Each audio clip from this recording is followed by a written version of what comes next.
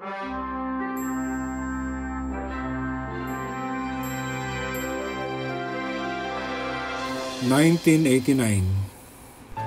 Nagumpisa ang pagmimisyon sa Zapote, Las Piñas sa likod ng Gaba Clinic sa pangunguna ng Koreanong pastor na si Yoo Lor Kyang kasama ng dalawang Pilipino missionaries na sina Melanie Sacramento at Beverly Imperial at kasama rin si Pastor Agapito Bautista. 1990. Nakita ang mabilis na paglago sa mission point na ito. Kaya sa pangunguna ni D.S. Reverend Marcelino Casuco, ito ay naorganisa at na-recognize sa Philippines Annual Conference sa pangalang Zapote United Methodist Church. Ang mga naunang miyembro sa mission na ito ay ang mga sumusunod: Samuel Duldulao, Remy Duldulao, Teodoro Daggio, Teofilo Daggio, Lilia Capili, Helen C., Tarsila Daggio, Purificación Paat, Mayat Magkawas, Amy Tamayo, kasama ang kanilang mga pamilya. 1991, umalis ang misyonerong Koreano sa bagong tatag na iglesia. Kaya't ito ay nakipag-isa sa Mission Church sa Bernabe Pulang Lupa 1 na pinangunahan ng Martyrs Memorial UMC. Ang dalawang pinagsanib na mission churches ay pinangalan ng Zapote Pulang Lupa UMC at nirecognize sa regular session ng Philippines Annual Conference.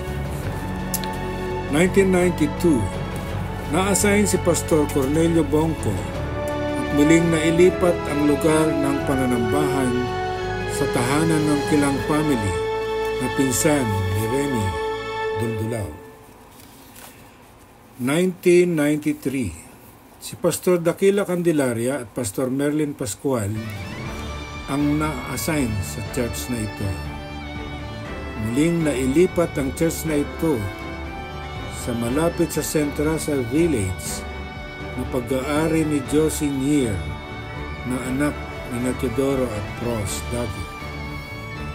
1994, na-assign si Pastor Abisamis at Pastor Noemi Garduque bilang mga mission workers. 1995, nanatili si Pastor Abisamis at pinalitan si Pastor Noemi Garduque ni Deaconess Monica Buwan. Sa taong din ito, nailipat na naman ang lugar ng pananambahan sa Bondok Compound. 1996, pumalit si Pastor Enrico Esguera kasama si Pastor Garduque. Sumigla ang gawain sa dakong ito at patuloy ang pagsuporta ng kaanib ng Martyrs Memorial UMC na si kapatid na Joe Gatchalian. Dumating din ang mga masugid na supporters na sina Judge Rostico at Delia Panganiban at LC Rotondo. 1997, nailipat si Pastor Esguera at nanatili si Pastor Garduque. Sa taong din ito, maraming dumating na naging kaanib ng church.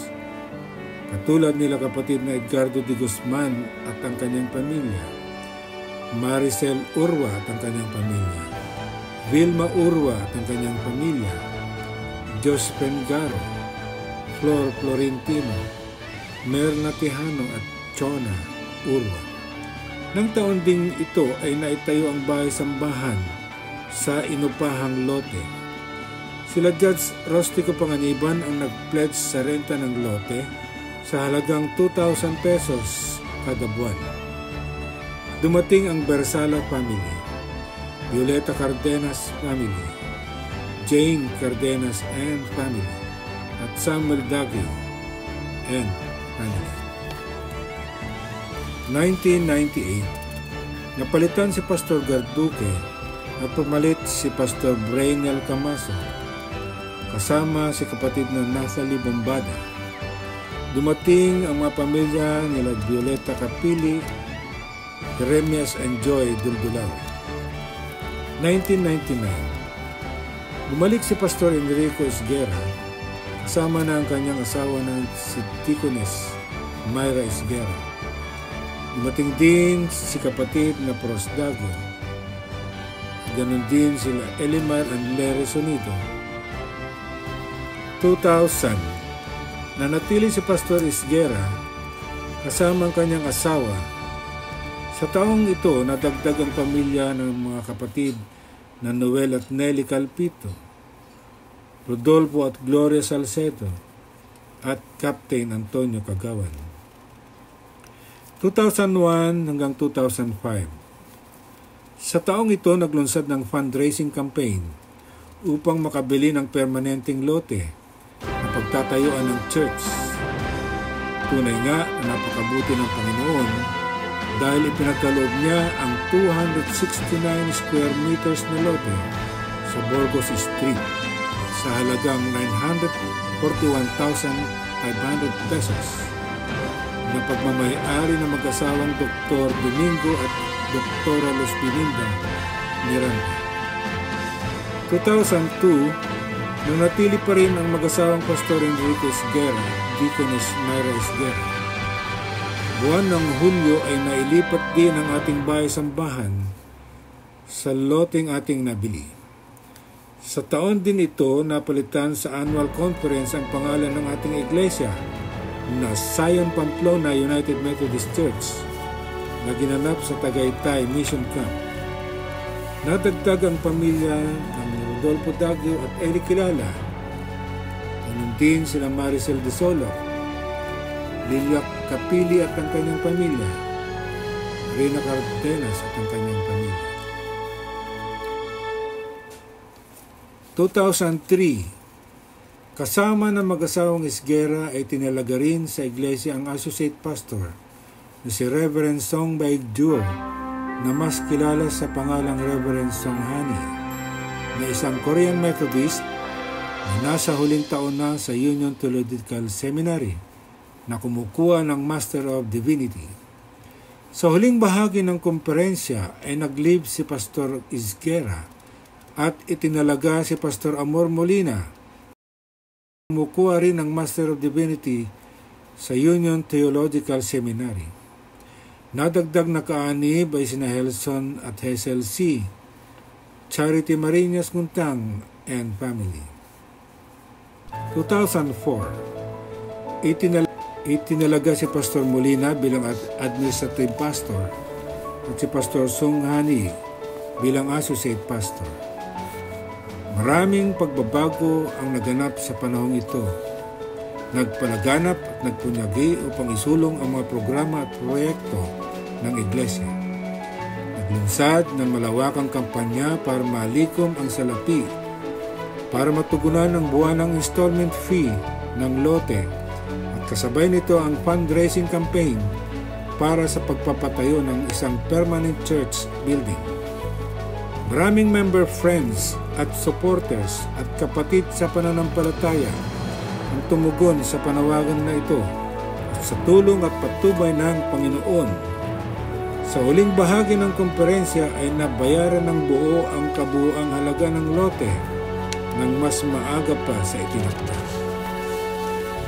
2005 to 2009, nalipat si Pastor Song Hani at nanatili si Pastor Amor.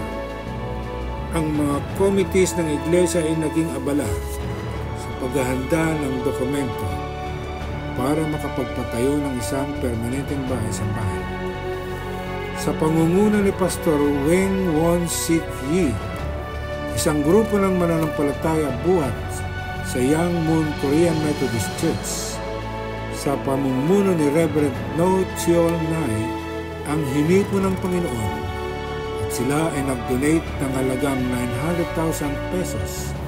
Sa tulong ni Architect Naval ng Taytay UMC, ay naitayo ang ating iglesia noong taong 2006. Bagong kaanib sa taong ito ay sina kapatid na Leonidas Sagadraca and family, Lawrence Guzman, Marcial Ramirez, Sinaida de la Cruz, Sinaida Luna, Rudy at Judith Di Solo and family. 2009 to 2011, napalitan si Pastor Amor Molina at ang pumalit ay si Pastor Irene Serapica.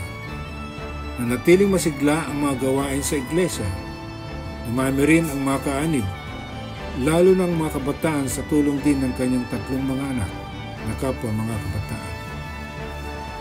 2011 to 2013, pumalit si Pastor Sonito Serapica kasama ang kanyang asawa na isang diaconal minister, Patricia Serapica. Dumami ang mga batang dumadalo at nakakasama sa mga activities ng district katulad ng Children's Festival. 2013 to 2014, muli nagbalik si Pastor Enrico Isguera at Deaconess Myra Isguera at nabuhay at sumigla ang choir sa pangunguna ni Deaconess Myra. 2014 to 2015, nagpasimula ng care group sa ating iglesia ang pumalit kay Pastor Isguera na si Pastor Rich Sagon at inilunsad ng stealth evangelism. 2015 to 2016, itinalaga si Pastor Charis Mingito sa ating iglesia na noon ay nasa huling taon na niya sa Wesley Divinity School at pagkalipas ng 1 taon, siya ay nailipat. 2016 to 2021, si Pastor Jeremias Mangawang kasama ng kanyang asawa na isang diakonesa na si Deaconess Cheryl Mangawang at kanyang anak ay nalipat sa taong ito. Nanatili sila ng 5 taon at naging masigla ang mga gawain sa ating iglesia. Nagkaroon ng paggawain tulad ng pagsama at pagtulong sa paggawain ng mga kabataan, pagbibisita at paglunsad ng proyekto sa pagpapalagay ng sliding windows at sliding doors at pagpapakabit ng aircon. Subalit noong Marso ng taong 2020, ang buong mundo ay nakaranas ng isang malaking outbreak. Nagkaroon ng COVID-19 pandemic. Subalit hindi hadlang ang pandemic upang maipalaganap ang salita ng Diyos. Pinagbawal ang paglabas at pagpunta sa mga kapilya. Kaya sa panahon ni Pastor Mangawang ay nagkaroon tayo ng online worship service at gabi-gabing online prayer and devotion. Nakikipanambahan na rin sina Teacher Annie D. Thomas sa panahon na ito. 2021 to 2022, dumating si Pastor Felipe Jojo Bautista Jr. kasama ang kanyang asawa at mga anak. Sa panahong ito ay naramdam pa rin ang epekto ng pandemic sa ating kalagitnaan. Ngunit patuloy pa rin ang pamamahagi ng salita ng Diyos. Nariyan pa rin ang ating online worship service, midweek devotion, prayer gathering, Sunday school, and care groups. Nang taon ding ito ay nagkaroon ng pag-aaral upang mas maging malalim ang pananampalataya ng mga leaders ng ating iglesia sa pamumuno ng ating pastor.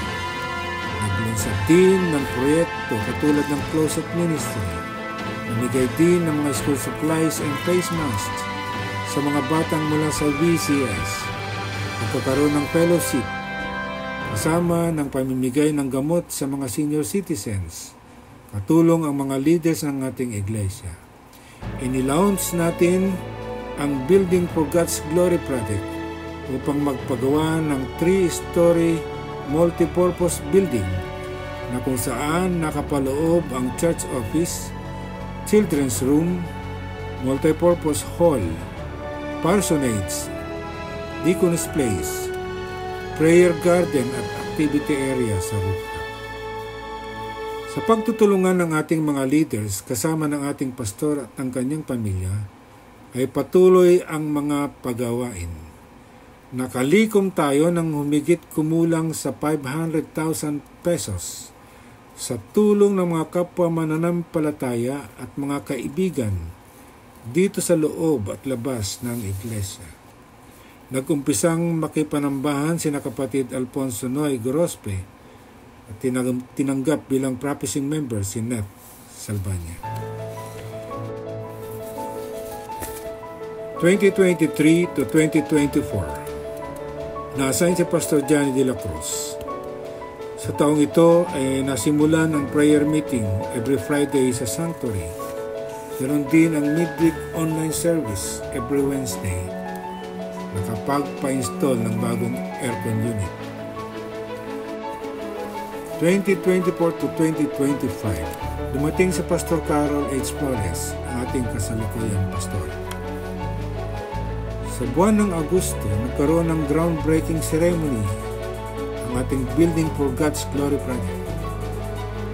November 2024, nagawa ang pundasyon ng 2 poste at nagawa rin ang bagong septic tank.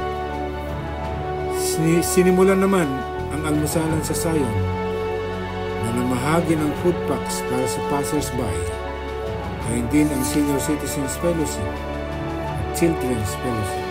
Dahil sa dumaraming bata ang uma-attend every Children's Sunday School, pina-extend ang Children's Room. Nagkaroon din ang mga activities tulad ng team building, youth fellowship, acquaintance party, at Holy Week retreat. Nag-umpisang manambahan ang mga adlawan, Alba families, at gayon din ang Julie Sarasa and family. Patuloy at pinag-igting pa ang kampanya para sa paglikom ng karagdagang pondo para sa Building for God's Glory project. Sa loob ng 35 taon, ang CPUMC ay naging tahanan ng pananampalataya.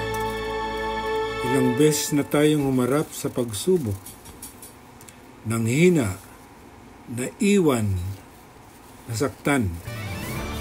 May umalis, may ilan na lumipat ng tirahan, at ang iba na may sumakabilang buhay na.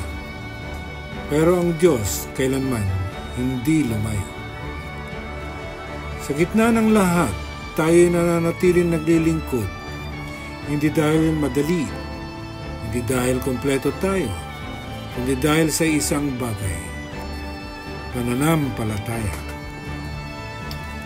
Pananampalatayang kahit pagod na, lalakad pa rin. Pananampalatayang kahit kaunti lang ang natira, magpupuri pa rin. Pananampalatayang kahit maraming nawala, ang Diyos ang ating lakas. Sa bawat taon na lumipas, natutunan natin ang tunay na simbahan ay hindi lamang ang 4 na pader, kundi ang mga pusong tapat na kumikilos sa ngalan ng Diyos. Sabi sa Haggai chapter 2 verse 4, "Be strong and do the work, for I am with you, declares the Lord." Ito ang dahilan kung bakit hindi tayo bumitaw. Ito ang dahilan kung bakit may CPUMC pa rin hanggang ngayon. Kaya sa araw na ito, buong puso nating sinasabi, "Salamat, Panginoon. Sa bawat luha, Ikaw ang umaaliw. Sa bawat pagkukulang, Ikaw ang nagdadagdag. Sa bawat pagkadapa, Ikaw ang nagtaas." At ngayon sa ating ika-35 anibersaryo, hindi lamang natin ipinagdiriwang ang mga taon, kundi ang pananampalatayang hinubog ng Diyos sa ating iglesia. Maligayang ika-35 anibersaryo CPUMC. Maging matatag tayo. Patuloy natin ang gawain dahil ang Diyos ay kasama natin. Sa Kanya ang lahat ng papuri ngayon at magpakailanman.